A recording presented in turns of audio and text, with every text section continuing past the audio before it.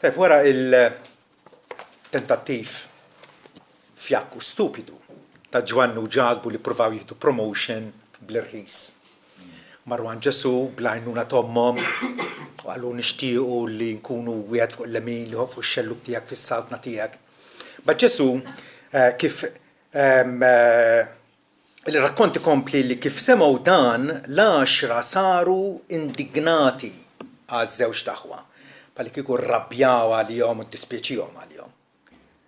Ma Ġesu sejħilhom lejh u qal tafu li l-ħakkiema tal-ġentili jiddominaw fuqhom u l-kbarat tagħhom jeżerċitaw awtorità sħiħa fuqhom. Mhux hekk fostkom.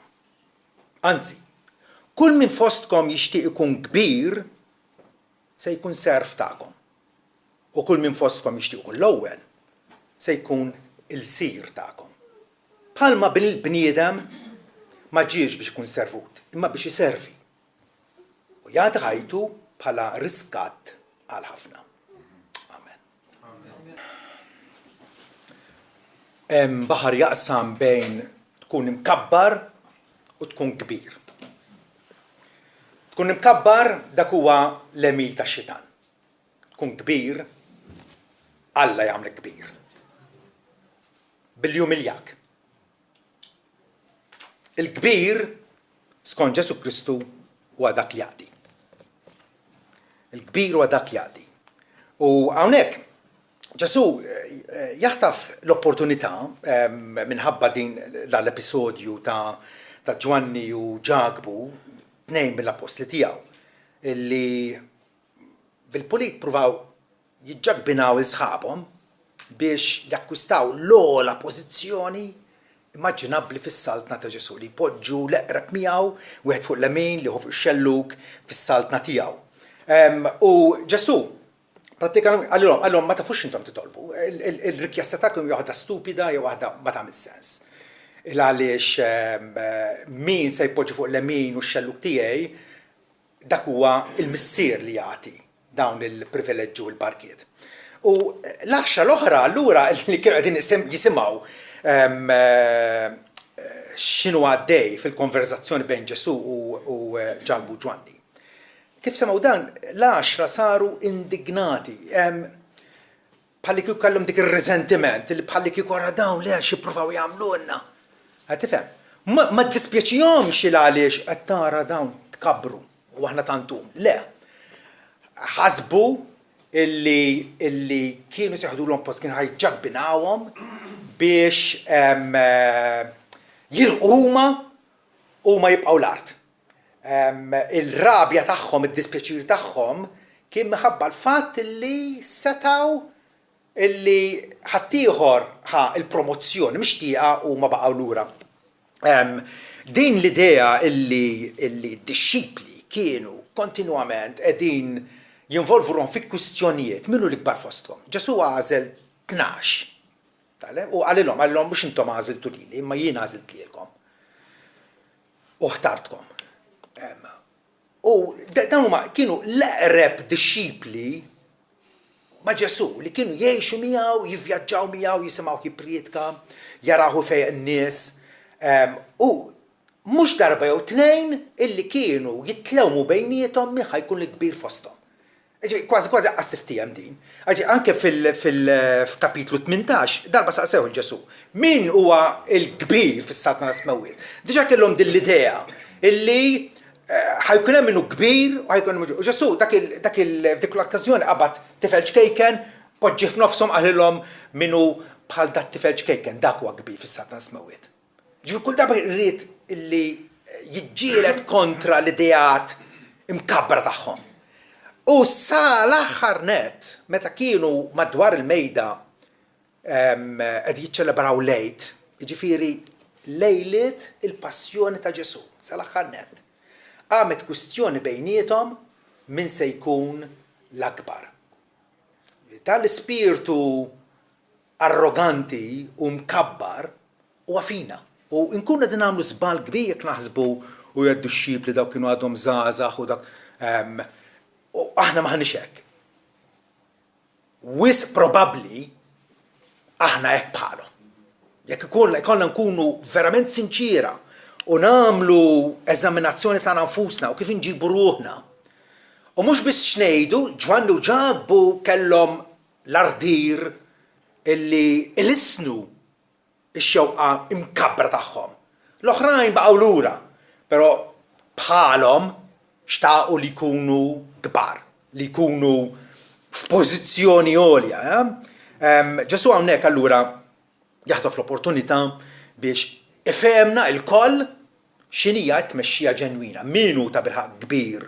U Ġesu jgħidilna tafu li l-ħakkiema tal-ġentili jiddominaw fuqhom u l-kbarat tagħhom jeżerċitaw awtorità sħiħa fuqhom.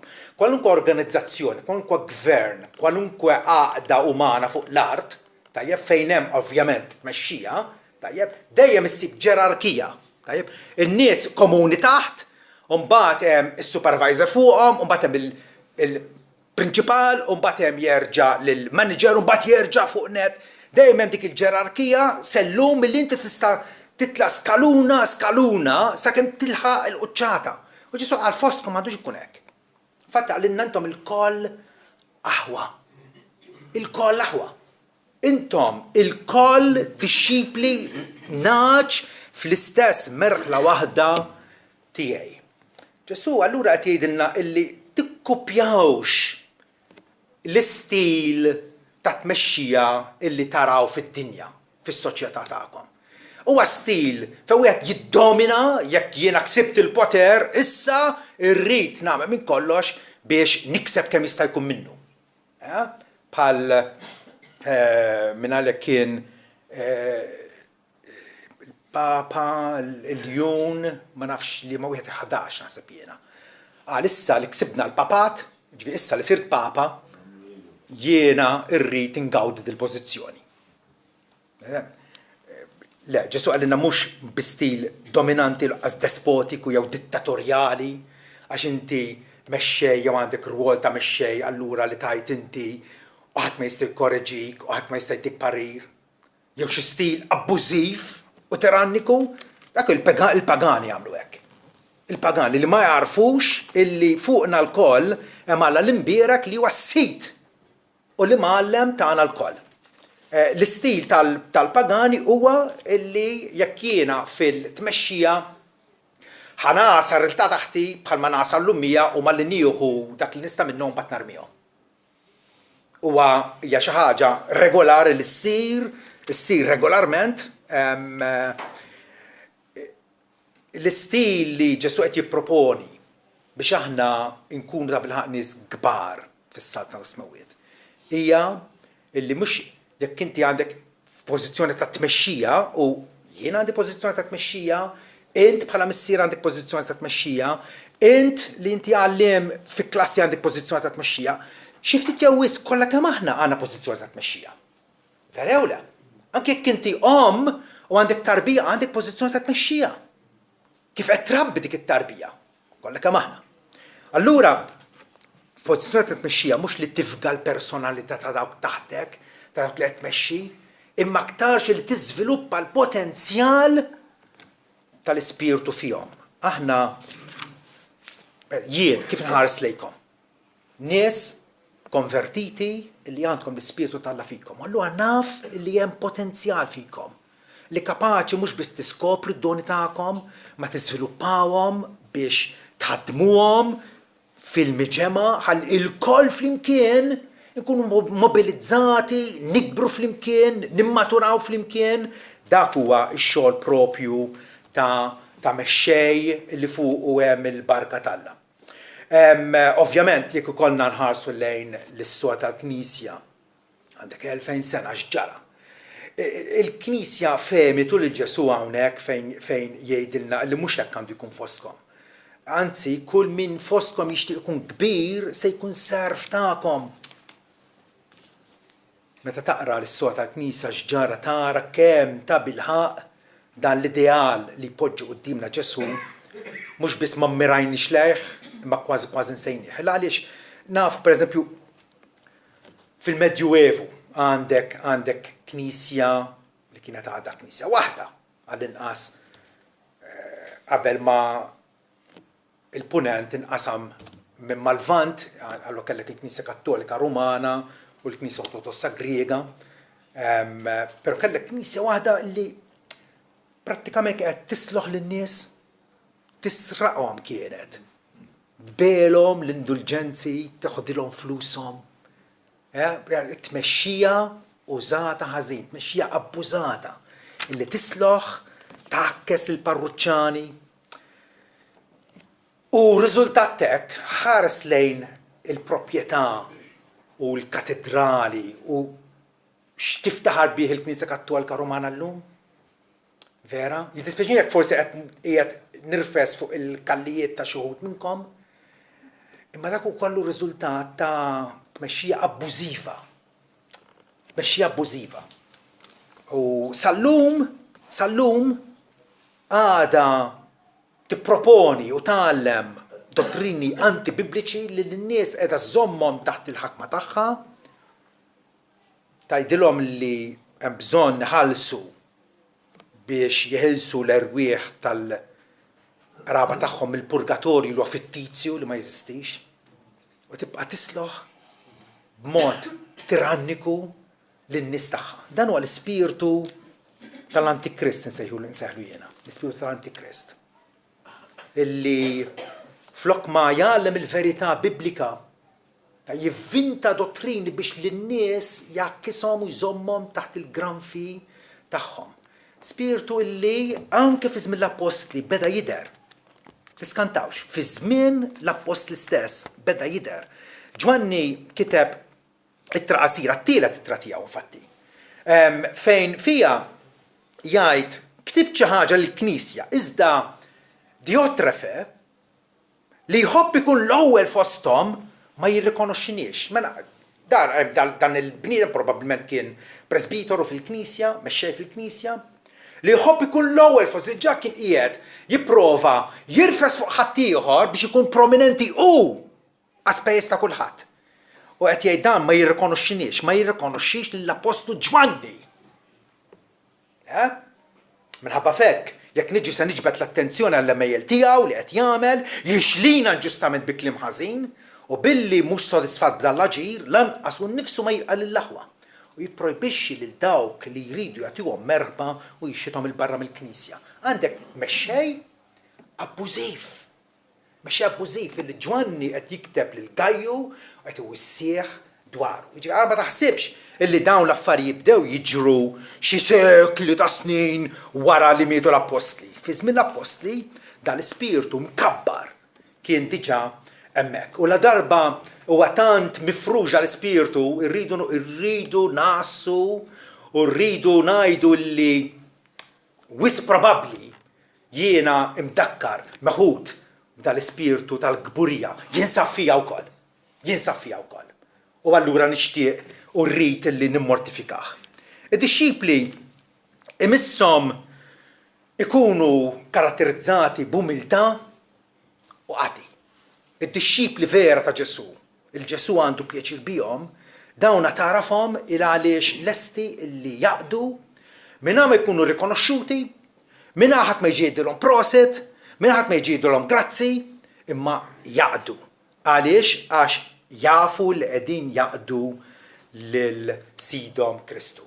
Kull ma għamiltu ma dan li żgħar fost ħuti għajdu li intom għamiltuh miegħi, jgħidilna Ġesu fl-aħħar mill-aħħar. Għamiltuh miegħi. Dawk huma disċipli ġenwini ta' Ġesu illi jilbsu l-fardal tal-umiltà u lesti illi jaqdu l-ħadd ieħor aktarx milli jiddominaw b'awtokrazija fuq nies illi għalihom huma responsabbli. Din ħaġa illi jiena nkun autokratiku, jiġifieri li jiena issa la jien mexxej, intom tridu tisimgħu u ħammexxi jien u ħadd ma jindaħalli. Dak l-ispirtu għadu sal-lum il-ġurnata. Nistgħu nsemmu movimenti bħal mal-Word of Faith, illi għandek nies illum fihom illi jgħidu illi huma apostli fl-istess sens bħalma kien Pietru u Pawlu. Fl-istess sens. U jippretendu li għamlu l-mirakli għalkemm nafu l-mirakli tagħhom huma folots u finta. u jikklejmjaw awtorità daqs tal-Apostlu Pawlu. Jiġifieri ħadd ma jista' jikkorreġihom, ħadd ma jista' jiġbdulhom l-attenzjoni għal xi fallimenti tagħhom. U l-istess ħaġa fil-Knisja Kattolika nsibu l-idea ta' suċċessjoni apostolika. L-isqifijiet jikklejmjaw li huma suċċessuri tal-apostli u allura għandhom l-istess awtorità u l-istess jeddijiet bħalma kienu it-tnax. Dan huma żbalji illi ressa rabbew eruq ħoxnin. U narġa' ngħid la naraw madwarna mifruxin tant huma daqshekk popolari. Ara ma ħsbux li ħadin ngħixu f'xi bozza illi ebda tentazzjoni ta' kburija ma tilħaqna. Ġesu bda diskors meta qallina mhux hekk ikun fostkom, mhux hekk. Mhux bħalma jagħmlu l-pagani.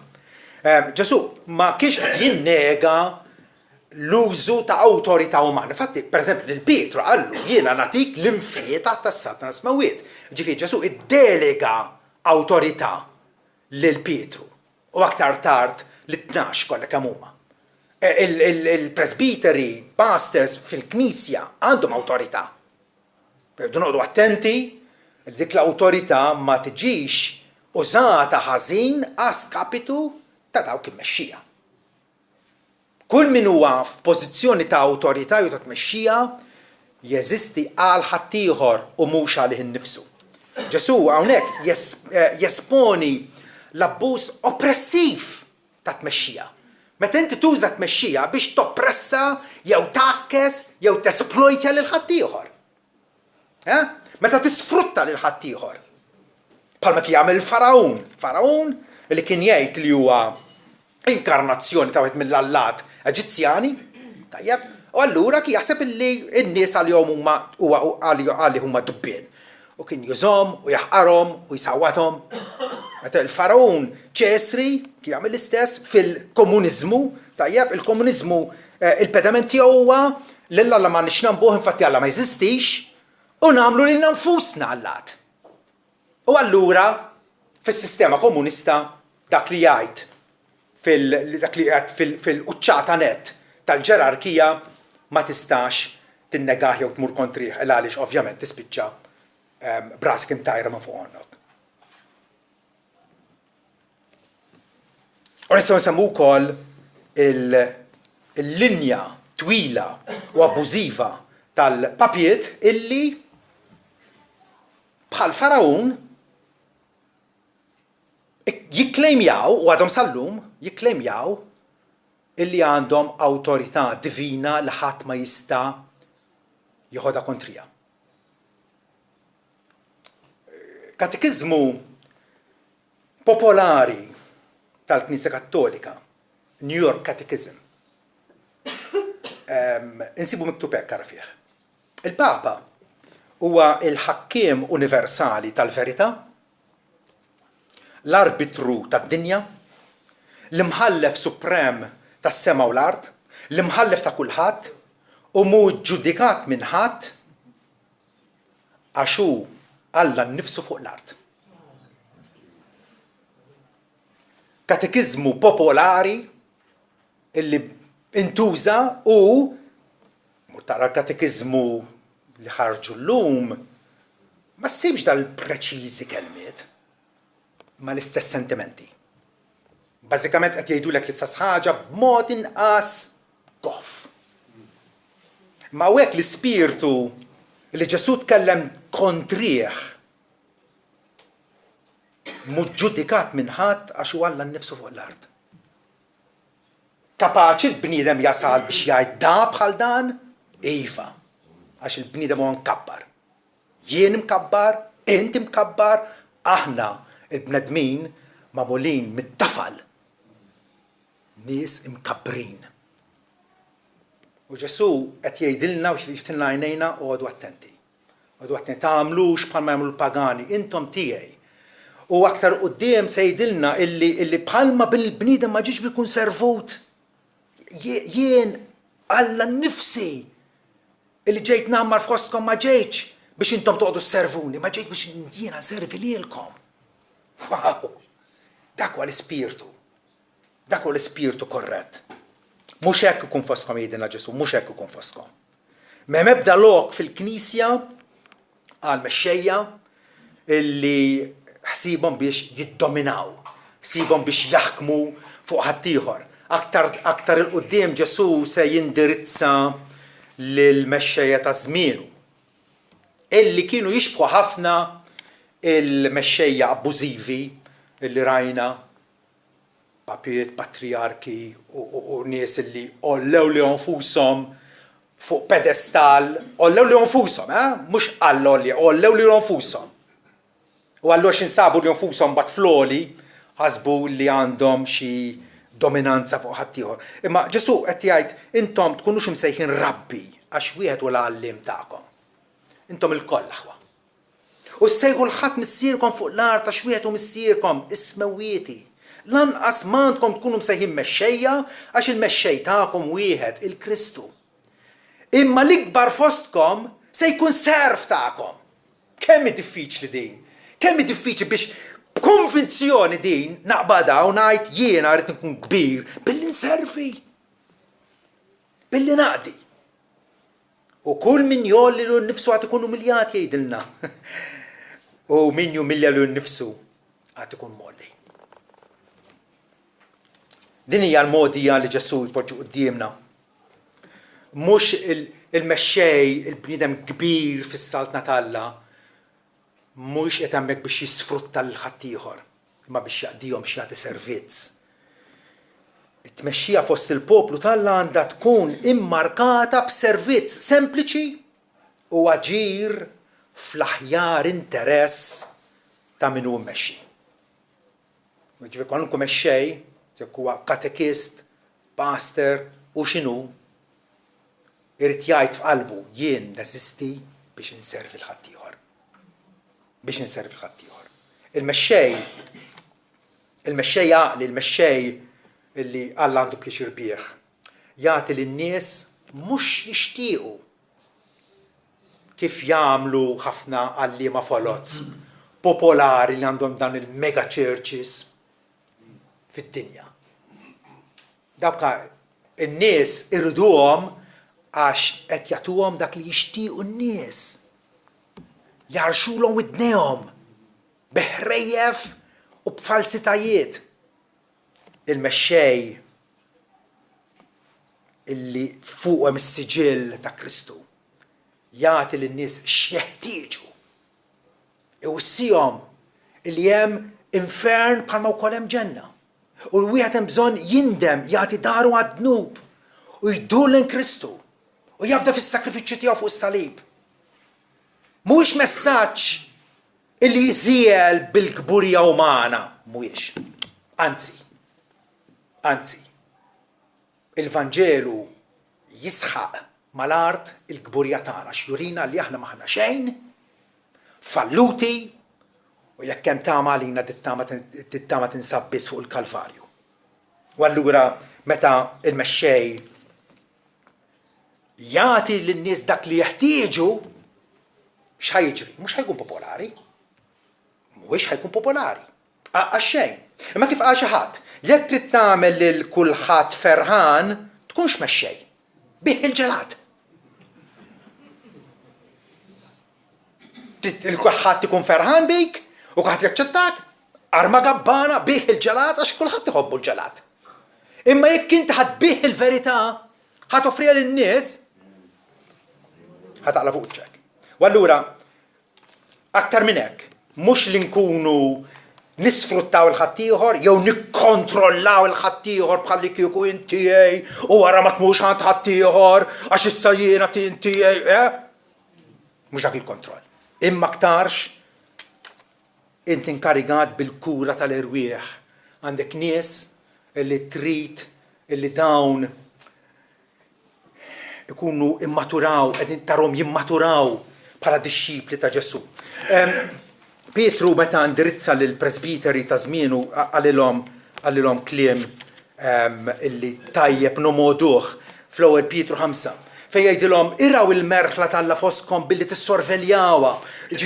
tkun wassa tagħha mhux bġejl imma volontarjament. Skont ir-rieda tal-Alla. Lanqas brejba għal liħ materjal. Tagħmlux hekk għax għandkom introjtu tajjeb, għandkom salarju tajjeb. Imma bil-ħeġġa, lanqas bħalli kieku billi tiddominaw fuq il-merħla ma kunu eżempji tagħha. Għaliex? Raxxejt Alla joppon il-kburin imma jagħti grazza lill-umli. Umiljaw ruħkom mela taħt lid potenti tal-Alla sabiex jollikom fi żmien propizju. Sew kien timexxej jew sempliċi membru fi knisja, int min int, Alla jollik fi żmien propizju. In-nies mhumiex qegħdin hemm biex isseftru l-mexxejja. Kif naraw f'ħafna ambjenti oħra. Le, aktarx il-kontra, l-mexxej jeżisti biex isefter lil ħaddieħor. Biex isefter ħaddieħor. Għandna mudell tajjeb kif spjega ruħu tajjeb l-Apostu Pawlu lit-Tessalonkin. Meta jgħidilhom illi aħna ma fittixniex glorja mingħand in-nies. La minn għandkom u lanqas minn ħaddieħor. Għalkemm stajna nkunu ta' toqol għalikom bħala apposti ta' Kristu. Pawlu qal kellna dritt li intom tħallsuna, titimawna, tipprovduna fejn nordu u dal-affarijiet kollha. Kellna dritt. Imma qal ma minnix hekk. Konna ġentili fostkom. Bħal meta tredda tikkura tfal tagħha nfisha. Hekk billi konna affezzjonati lejkom u ġobna naqsmu magħkom mhux biss l-Evanġelju tal-Alla, imma wkoll ħajjitna stess għaliex kontu sirtu eżies għalina. Dak huwa l-mexxej veru. Illi jinvesti ruħu u l-eżistenza kollha tiegħu biex iservi lil ħaddieħor. Biex ħaddieħor jarah jgħaddi l-qudiem avolja u jibqa' lura. Xi ħaġa oħra l-Ġesu qed jirrikmandana hija li mhux bħala mexxejja mhux illi nkunu nimmanipulaw il-ħaddieħor. Naraw kif nimmaniġġjawh biex jibqa' tagħna imma aktarx nuru mħabba devota lejn ħaddieħor. Xi ħadd qal in-nies kbar tal-Alla mhumiex personaġġi li jirfsu fuq in-nies iżgħar minnhom, imma persuni li iġorru nies iżgħar minnhom wara darhom. Lest jkunu jerfaw il-pis ta' ħaddieħor, l-ansjetajiet, id-diffikultajiet ta' ħaddieħor fuq darhom. Mexxej ta' veru wkoll mhux qed hemmhekk għal promozzjoni personali. Ġabu Ġwanni hekk ħasbu. Issa aħna postli u min jaf kieku nitalgħu skallun oħra. Inkunu wieħed fuq il-lemin u fuq ix-xelluk ta' Ġesu. Mhux promozzjoni personali, imma li nkunu pattern morali, nkunu modelli morali tajbin għal ħaddieħor. Ġifieri, int min int fil-pożizzjoni ta' tmexxija u kif għad kulħadd xi ftit jew wis jinfluwenza l ħaddieħor. Tajjeb? Inti tistaqsi mhux se nirċievi imma x'se nagħti. Ġesu jgħid huwa wisq aktar imbierek tagħti milli tirċievi. Tħossok aktar ferħan, aktar sodisfatt meta tagħti, meta tinvesti ruħek f'ħaddieħor milli ikollok l-ispiritu li tippretendi li ħaddieħor iċensrek u iservik il-inkollu. Ovvjament, għal darb'oħra ikolli ngħid illi tul l-istorja tal-Knisja naraw illi dawk illi pretendew jew ħasbu li huma dixxipli ta' Ġesu ma fehmux id-diskors. Infatti tul l-istorja tal-Knisja naraw ħafna ambizzjoni, ħafna rivalità bejn mexxejja. Dari kien hemm il-patriarki ta' Ruma, ta' Efesu, ta' Alexandra, ta' Ġerusalem, li kollha qegħdin rivalità kontra xulxin, ma jaħmlux il-xulxin, u dawn huma fuq livelli għolja ta' tmexxija. Naraw dik il-pika, dik id-diskordja, dik il-kompetizzjoni sfrenata bejn mexxejja.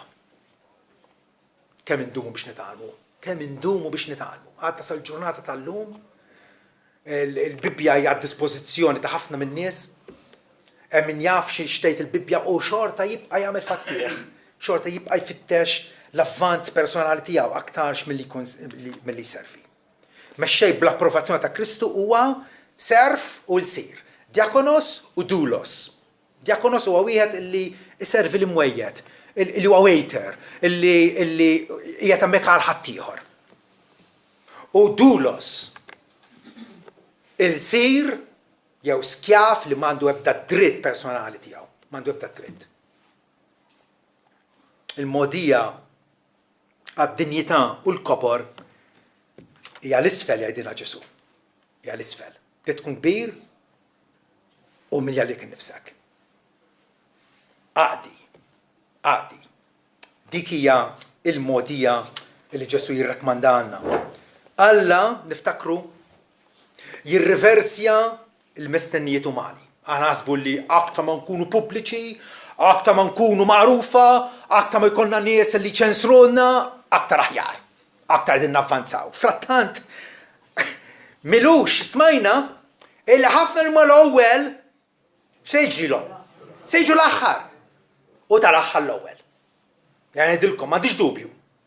Illi l-ewwel postijiet u l-iżgħar postijiet imbierka u prominenti fis-Salt Eterna Talla se jkunu nies illi ħadmu għas-Salt Talla mingħajr ma feċċew prosit nagħti in-nies, nies illi ħadmu mingħajr lanqas liċken artiklu mader dwaru fuq il-gazzetta.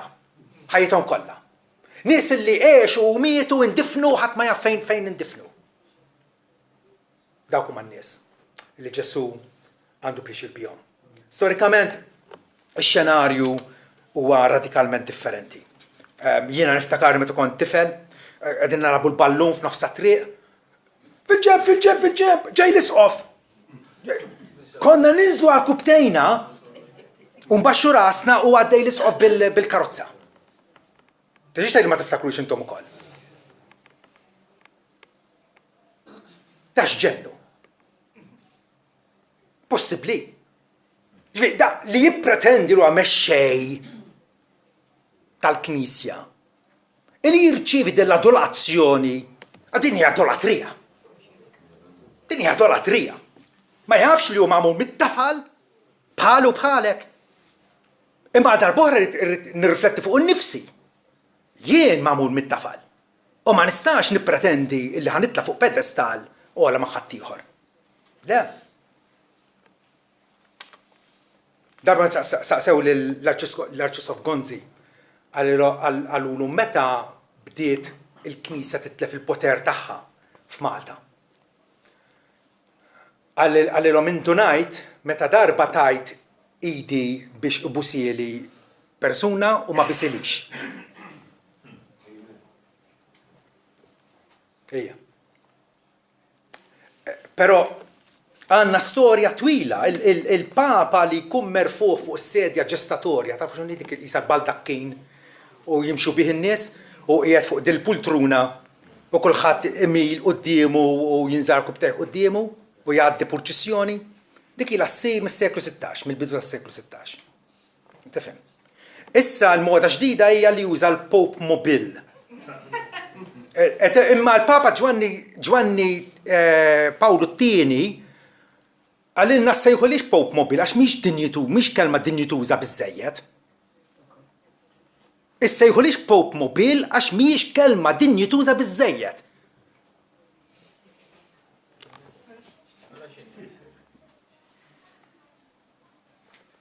Nies li ħsiebhom biex jippużaw ta' umli metu huma l-iżżed nies imkabbra fid-dinja. L-iżżed nies li qed ifittxu ċerta avidità, prestiġu għalihom fuqshom, rikonoxximent, adulazzjoni, devozzjoni servili u eċċessiva tan-nies. Pietru ħallilna mudell eċċellenti meta daħal għand Kornelju. U Kornelju intefa' għall-kubtej qudiemu għallu minn hemm, għallu jien bniedem bħalek. Jien bniedem bħalek! L-apostlu l-aktar prominenti ta' Ġesu Kristu. Jien bniedem bħalek. M'hemmx fiex tinfixel. Kif ħabdu ninterpretawha din? Tfisser dik li tfisser. Jien bniedem bħalek. Frattant, insibu San Giovanni Vianney. San il-għaliex il-Knisja Kattolika qollietu kif jgħidu huma għal qima tal-artali. Mhux hekk jitkellmu? Għaddisi molja għal qima tal-artali. Sama tista' titlob lilu biex jaqlalek grazzi minn għand Alla dak ma qaddisin. Da wieħed minnhom. Stmat ħafna, moqra ħafna, mfittex ħafna San Giovanni Vianney. Isimgħu x'qal. U qed ngħid dal-eżempji biex nurikom kemm il-gburija kapaċi tkun insidjuża, kapaċi tkun valenuża u biss tinduna. Jgħid hekk, kieku kelli niltaqa' ma' Qassis u Anġlu. Insellem lill-Qassis qabel ma nsellem lill-Anġlu. L-Anġlu ħabib tal-Alla, imma l-Qassis hu flok Alla.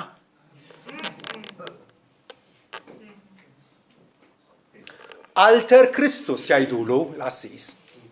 Alter bil-Latin Kristu ieħor. Kristu ieħor. Il-għaliex mingħajr il-Qassis is-sakrifiċċju ta' Kristu ma jiswa xejn. Ma tistax tgawdi, ma tistax tibbenifika minnu, il-għaliex il-Qassis li jagħmellek is-sakrifiċċju ta' Kristu preżenti llum il-ġurnata għalik fil-quddiesa. L-Anġlu ħabib tal-Alla ma l-Qassis huwa flok Alla. Santa Teresa jkompli jgħid, biesat l-art meta għadda Qassis minn qudiema. Meta tara Qassis imissek tgħid hawn dak li għamilni wild Alla. Għamilni a child of God. Il-Qassis għamilni għaliex bil-mamudija. Bil-mamudija titwiet mill-ġdid fil-teoloġija tagħhom. Hawn dak li għamilni meta nafu Ġwanni 1:11 li l-dawk kollha li laqgħu il-Ġesu, il-dawk kollha li jemmnu f'ismu, tom l-awtorità li jsiru li Alla. Ġesu jagħmilna li Alla. U m'għandek ebda dritt illi tieħu għalik innifsek il-privileġġ li għandu Ġesu Kristu waħdu. Illi għamilna li Alla permezz tal-fidi tagħna fih. Imma hawnhekk qed jgħid huwa l-Qassis li għamilnu wild Alla. Il-Qassis fetaħ lil ġenna bil-mamudija mqazza. Meta Ġesu jgħid jien huwa t-triq li twassal għand il-Missier. Għal darb'oħra il-gburija tal-bniedem illi jieħu għalih innifsu dak li huwa d-dinjità u l-glorja ta' Kristu waħdu. Huwa l-Qassis li purifikani wara d-dnibt. Għax tmort errandu jaħfirlek jew absolvote, jien naħfirlek. U għal-Qassis li jagħtu wkoll l-ikel għar-ruħi. Meta nafu l-Ġesu jagħtina l-ikel għar-ruħna, l-kelma mqazza tiegħu li tmana biha. Meta tara kampnar għandu mnejn tistaqsi x'hemm f'dak il-post. Hemm il-ġisem tal-mulej tagħna. Għaliex jinsab hemm? Għax kien hemm il-Qassis u ċċelebra l-quddiesa. Kollox mibni madwar il-Qassis. Kollox mibni madwar il-Qassis. Sistema saċerdotali, sistema sagramentali illi mingħajrha ma tgħaddix. Mingħajrha ma tgħaddix. Nies illi nefħu li nfushom, arrogaw li nfushom awtorità li l-Bibja ma tihomx, ollew li nfushom fuq pedestal u nies qalhom ħarsu lejna x'mingħajrna ma titlux il-ġenna. Sistema li twassal għal superstizzjoni għamja, once li taċċetta dik is-sistema, inti tinsab maqbud f'xibka li minna. Il-grazzja tal-Alla biss tkun biex taqalak minna. Laħwa, il-kobor veru, allura, mhux kwestjoni ta' tmexxija, awtorità jew kisba personali iżda il-kobor huwa relatat intimament ma' atteġġament fil-qalb, qalbi kif inhem Alla. Kif inhem Alla. Naraf jiena li jiena minn xejn li f'trapp u rmiet.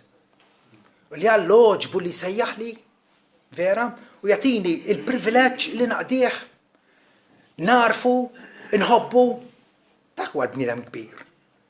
Illi sinċerament jixtieq illi jgħix għallu nur s-sebħ tal-Alla. Mhux għall-promozzjoni tiegħu nnifsu.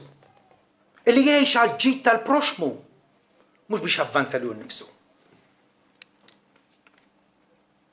Irridu nkunu hekk kommessi għal Alla li nidentifikaw li nfusna mar-rieda tiegħu, mhux nixtieq jien, faħa nasal jien ir-rieda tiegħu, mulej xi trid minni. Il-motto ta' Giovanni Calvino kien jgħid illi qalbi u mulej jingħatik fil-prontu sinċerament. U motto illi jispirana l-koll ġvera. Il-qalb motija lill-Alla sinċerament u fil-pront. Minar inkejja. Minna ma fitxu il-glorja għalina nfusna, minna ma nitlabilbu għal-pozizjoni ta' nfusna, il-prestiġu, il-fama, il-premji finanzjari, il-premji materjali. Kull Kristjan, messu jirraġuna, m'għandix għalfejn ħalli jisem warajja. Biżżejjed għalija ismi huwa miktub fil-ktieb tal-ħajja tal-ħaruf minn qabel ma bdiet id-dinja. Vera jew le? X'interessana jiena kemm jien popolari jew kemm jiena le. Ismi huwa fil-ktieb tal-ħajja tal-ħaruf. Alla jaf bija. Alla jafni personalment. Kitib li ismi fuq il-pala ta' jdej mhu ħajnsina qatt. Jafni. Għamilni Sinjur fi Kristu Ġesu. B'kull barka spiritwali. Il-premji tal-bniedem verament kbir allura huwa t-twettiq tal-volontà tal-Alla. Mhux li navvanzaw li nafusna, imma li nissottomettu ruħna għar-rieda tal-Alla f'ħajjitna, resqu l-ħaddieħor għas-salvazzjoni fi Kristu u noġbu lilu f'kull qasam u f'kull ħin. Fit-twettiq ta' dar-rwol, kif ngħidilkom, kollha kemm aħna għandna rwol li qegħdin immexxu. Tajjeb, tista' tkun lil-uliedek. Tista' tkun xi ħadd dipendenti fuqek. Tajjeb, f'dan ir-rwol allura l-isfida fit-tmexxija tagħna hija li tkun qawwi, vera? Imma mhux rozz, mhux goff. Pawl aħna konna ġentili fostkom. Li tkun benin, tkun kind, imma mhux deboli. Li tkun qalbini, imma mhux bully. Li tkun ħassiebi, imma mhux ħassien. Inti taħseb, tirrifletti dwar l-andament ta' ħajtek. Imma mhux li tingħala ġoka martek u ma tagħmel xejn, le. Tkun ħassiba ma mhux għażien, tkun umli, imma mhux timidu. L-umli għandu ħabta li jitwarra fil-ġemp, għandu l-kapacità tiegħu u jitwarra fil-ġemp, le. L-umli huwa dak li jaf jagħmel assessment realistiku tiegħu innifsu u jgħid jekk kien kapaċi indoq il-pjanu, indoq u l-pjanu ħalli ħadd jieħu pjaċir bil-mużika. Jekk kien kapaċi nipriedka. Jekk kien kapaċi nażaq. Imma xejn irid ikun orgoljus, imma mhux arroganti. Pawl, kemm naraw il-Pawlu orgoljus illi jiftaħar bil-ħidma tiegħu. Forsi qatt ma nnotajtuha, forsi innotajtuha u bqajtu għaddejjien għax mhux bitkomx. Ma qal jiena ħdimt aktar minnhom kollha. Tgħidli kemm hu kbir, kemm huwa mkabbar da. Imma mhux jien, il-grazzja tal-Alla li kienet fiha.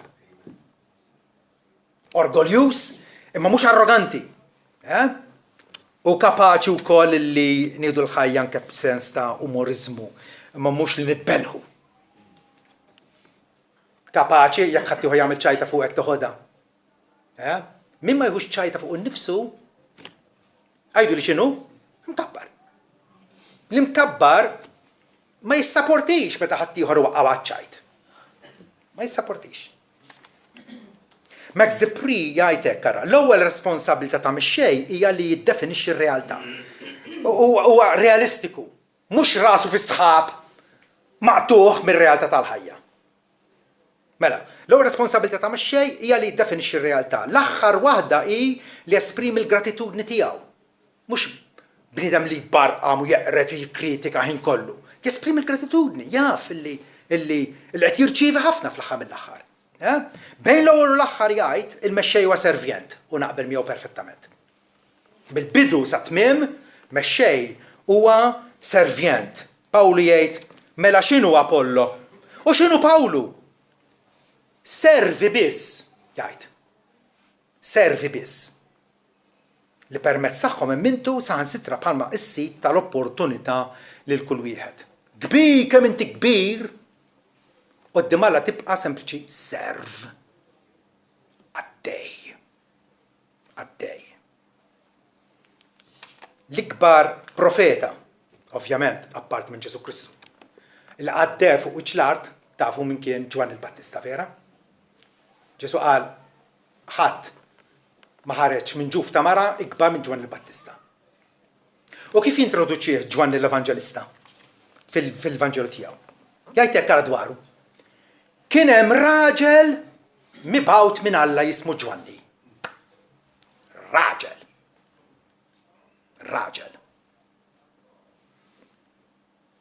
Ma qalx il-wisq referendu Arċipriet.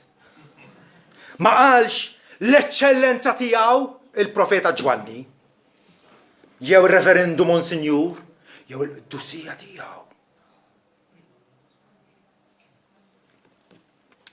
Dal-aħħar kien hemm der fuq il-dara insomma. Fejn kien hemm qassis f'xi raħal u beda jgħajat mal-parruċċani tiegħu u iżablaħhom u ibaqgħuhom għaċ-ċajt. U fost l-affarijiet li qal jgħajat bleħen insensat kważi. Jiena l-President u jien nikkmanda tridu tkantaw. Tridu tkantaw qal, għax jiena l-President. Ġifieri mingħajri m'hemmx quddiesa u mingħajri m'hemmx salvazzjoni għalikom.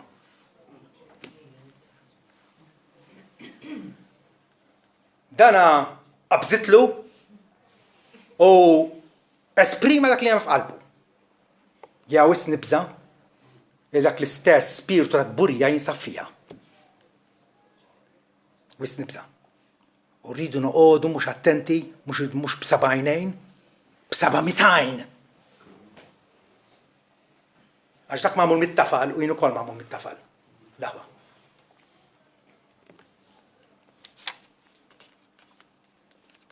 S'issa kien hemm 266 papa jgħidu skont l-elenku tagħhom 266. U xi 30 jew 40 antipapa. Kien hemm żmien meta mhux kien hemm wieħed papa ma kien hemm tnejn. U kien hemm żminijiet oħra kien hemm tlieta. U fi żmien oħra kien hemm erba'. Kollha jiġġieldu bejniethom, jisħtu lil xulxin, jikkundannaw lil xulxin għall-infern għax jiena l-papa mhux int. L-ar esibizzjoni tal-gburija umana tinsab f'din il-katina ta' hekk imsejħa papiet illi jiddeskrivu li nfushom bħala l-qaddej tal-qaddejja talla. U jġibu ruhom b'dak il-mod arroganti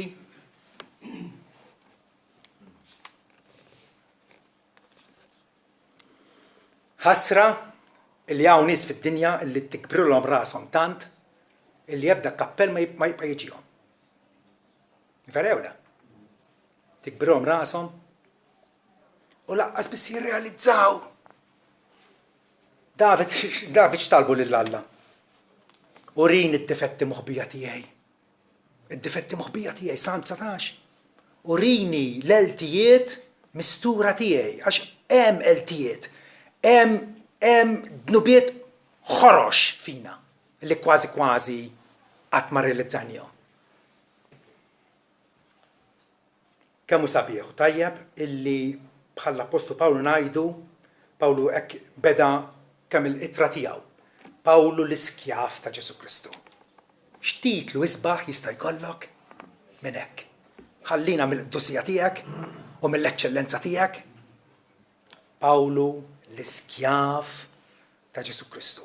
U naraw hemmhekk mexxej tal-prima klassi. Imma x'ġaralu tal-mexxej kienu jerfgħu fuq is-sedja ġestatorja. Jew imur minn belt tal-oħra jipritka l-Vanġelu ixandar Ġesu Kristu u r-rikkezzi insondabbli tiegħu lin-nies midinbin miżerabbli u jgħidhom biex jindmu u kull darba jħaġġruh jew ikoċċuh il-barra mill-belt jew ixtuh il-ħabs jew sawtuh jew ħaġa oħra. Ma Pawlu qal jiena minn qalbi nonfoq u nintefa' għalikom.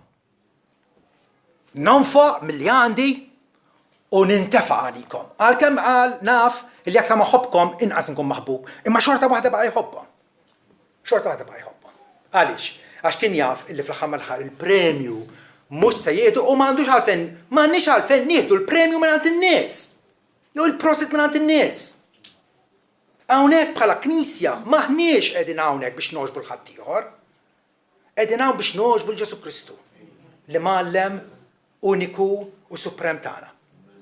L-aħwa, tajb illi nirriflettu ftit. U nitlu ftit fina nfusna f'dan il-mument qabel nibdew nitolbu. Biex naraw, isma' dak li għamel Ġwanni u ġagbu stajt għamiltu jien. U dak li għamlu l-papiet, min jaf kif kont flokhom x'kont nagħmel jien. Jew baxxu rasna. Nagħmlu ħin ta' riflessjon bad nibdew nitolbu.